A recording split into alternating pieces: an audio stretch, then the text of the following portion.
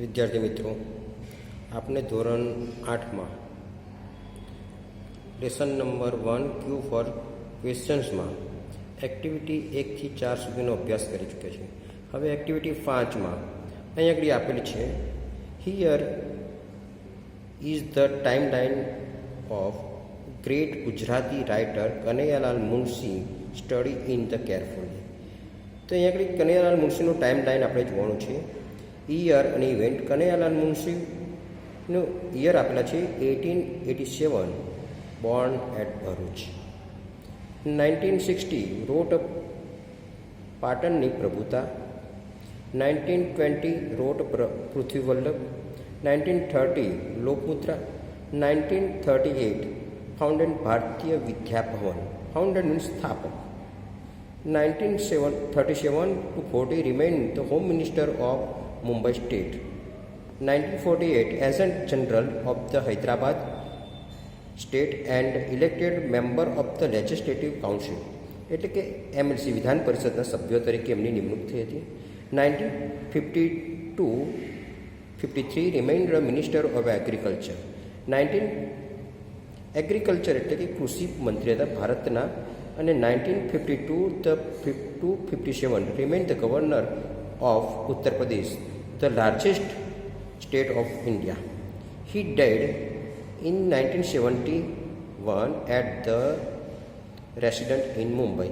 એ ભારતના એમનું ભારતમાં આવેલું એક મોટું શહેર મુંબઈમાં 1971માં એમના નિવાસસ્થાને એમનું મૃત્યુ થયું. Suppose you meet him when he was the governor of Uttar Pradesh, what question would you ask. તો પહેલાં તમારે અહીંયા એક ક્વેશ્ચન પૂછવાના છે, કેટલાક પ્રશ્નો પૂછવાના છે જે ભારતના જ્યારે એ ઉત્તર પ્રદેશના ગવર્નર હતા તો તમે તેને પ્રશ્નો કેવી રીતે પૂછી શકો. તો પહેલો પ્રશ્ન આપણે પૂછી શકીએ, ગુજરાતીમાં બોલીએ છે કે તમે ઉત્તર પ્રદેશના ગવર્નર તરીકેનો અનુભવ વર્ણવો.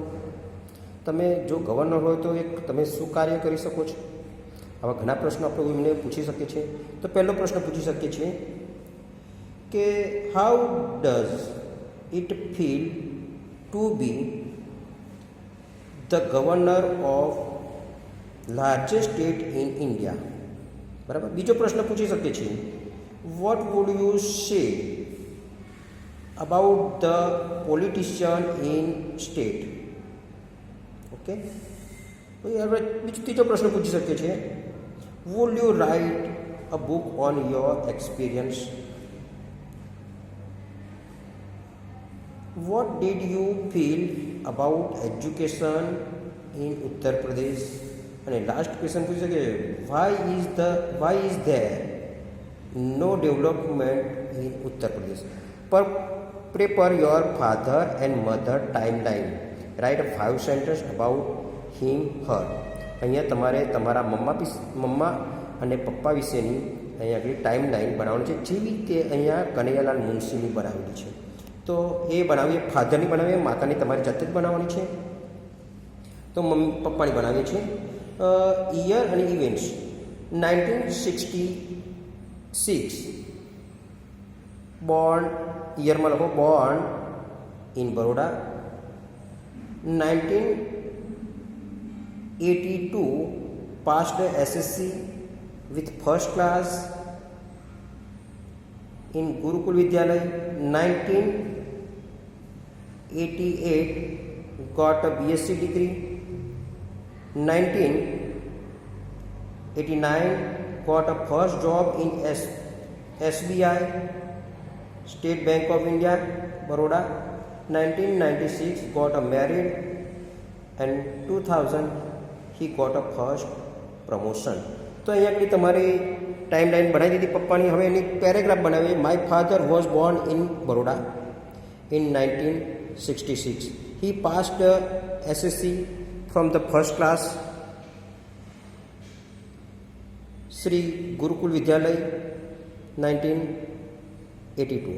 He scored 75% mark. He got a BSc degree in 1988 from the MS University. In 1989 he got first job as a clerk in SBI Baroda. He got 1996 he got married my mother Sunita from Savli. He got his first promotion in year 2000. He become a manager. હવે આ જે રીતના આપણે પપ્પાની બનાવી છે એ રીતના તમારે તમારી મમ્મીની બનાવી છે. હવે એક્ટિવિટી 6A નું અધ્યયન કરીશું, જેમાં અહીંયા આગળ કેટલાક વાક્ય છે એ વાક્ય ક્રમ અનુસાર મૂકવામાં આવેલા નથી. તમારે એ વાક્યોને ક્રમ અનુસાર મૂકવાના છે. ઓકે, તો અહીંયા આગળ એ પણ આપણે એક્ટિવિટી પ્રમાણે તમારા પિક્ચર જોઈએ છે. અહીંયા આગળ make a group of 3 to 5 friends. બરાબર, તો હવે આ સેન્ટેન્સ કયા નંબર પર આવી શકે છે? તો પહેલા નંબરનું સેન્ટેન્સ આપણે બોલીએ છીએ અહીંયા આગળ, list questions and their answer. બીજું, decided question for each round. ત્રીજું, categories and question to each round. ચોથું, decided the point of each question. પાંચમા નંબરનું, fix time for each answer. છઠ્ઠા નંબરમાં, give a unique name to each round. 7, make a group of 3 to 5 friends. 8 નંબરમાં, give a name to each group. 9, select the score and quiz master. અહીંયા તમારા આ પતે છે. ત્યાર ઉપરાંત આપણે એક્ટિવિટી સીનો અભ્યાસ કરીશું. Who is the writer of the Mahabharat. મહાભારતના રાઇટર કોણ હતા?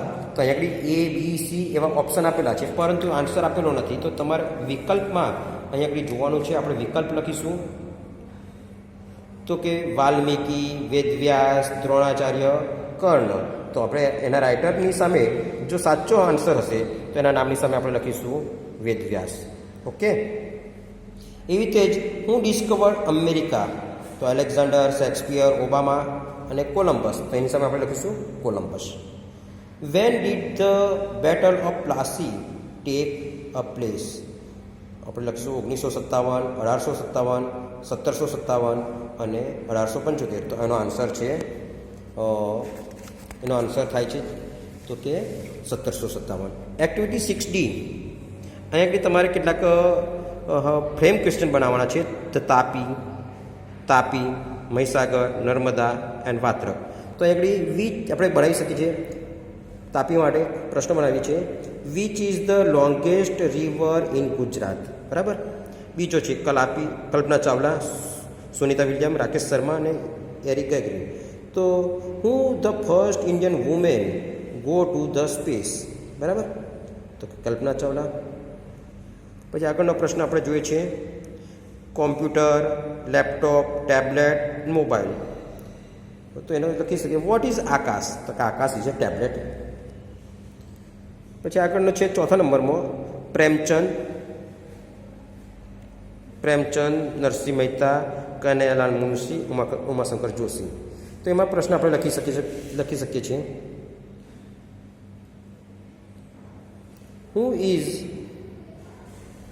હુ રોટ ધ પાટણની પ્રભુતા. તો એનો જવાબ છે કનૈયાલાલ મુનશી. ઓકે, આગળનો પ્રશ્ન છે solar energy, oil, petrol and call. Which is the following is generated from the sun રે. તો એ સોલર એનર્જી.